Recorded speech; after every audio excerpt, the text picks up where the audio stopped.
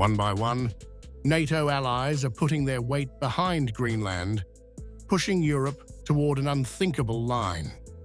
France is now leading the charge to defy Donald Trump.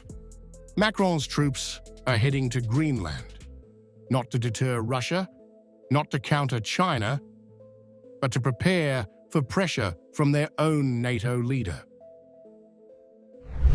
This is a strong political signal. It was said that Europe was taking its time, but not so much.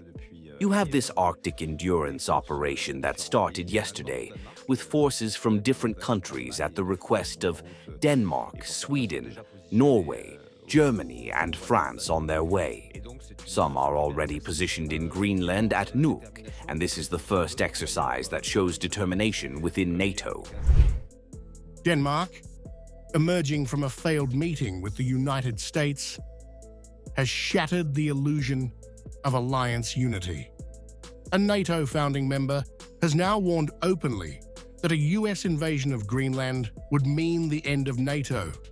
Not a crisis, not a dispute, but its collapse. During the Cold War, at some stage, they had 17 different military installations and military bases. Now they only have one. They had like 10,000 personnel in Greenland. Now they have around 200. That's not our decision. That's a US decision. And now the situation is entirely different. And of course we have to respond to this. The big difference is whether that must lead to a situation where US can acquire the Greenland, and that is absolutely not necessary. We have the longest-lasting diplomatic relation with the US that any US ally has, 25 years in a row. When Copenhagen signals that Washington has become its primary security concern, the alliance's credibility is already in question. Italy's response is even more revealing. Prime Minister Giorgia Meloni openly admits Europe has no unified plan, no leverage, and no clear answer. Her sarcastic question, should we attack McDonald's, is not humor. It is an admission of strategic paralysis. And so what do? I look for the lights rather than the shadows in my relationship, in the Italian relationship with its European and Atlantic partners, because it is in our interest to strengthen this sphere, which is our sphere of belonging. Is this strategy wrong? Then you have to formalize the alternative for me. You have to tell me what you mean to do. That is, do we need to distance ourselves in the sense that we should leave NATO, close the American bases, break off commercial relations, attack McDonald's? I don't know. What should we do? What should we do otherwise? Clearly, of course, I don't agree with everything my partners say. With Trump, I agreed on Venezuela. I didn't agree on Greenland. Any other name you might bring up here. I'll tell you something on which I agree and something on which I disagree.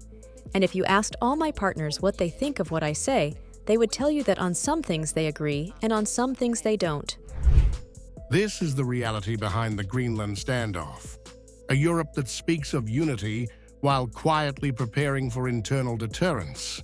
A NATO that defends sovereignty globally while struggling to manage tensions within its own ranks.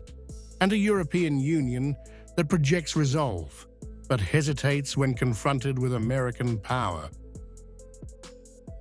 The US position completely violates international law and fundamentally contradicts the norms of international relations established after World War II. In essence, the US stance is a blatant threat of force. What I see in this is nothing but a gangster logic. France's deployment is not a show of strength. It is contingency planning. It reflects a growing doubt in European capitals about whether alliance guarantees still function under pressure. This is no longer just about Greenland's ice or its minerals. It is about authority, command, and who ultimately decides. NATO was not built for a moment where the United States itself is treated as a strategic uncertainty.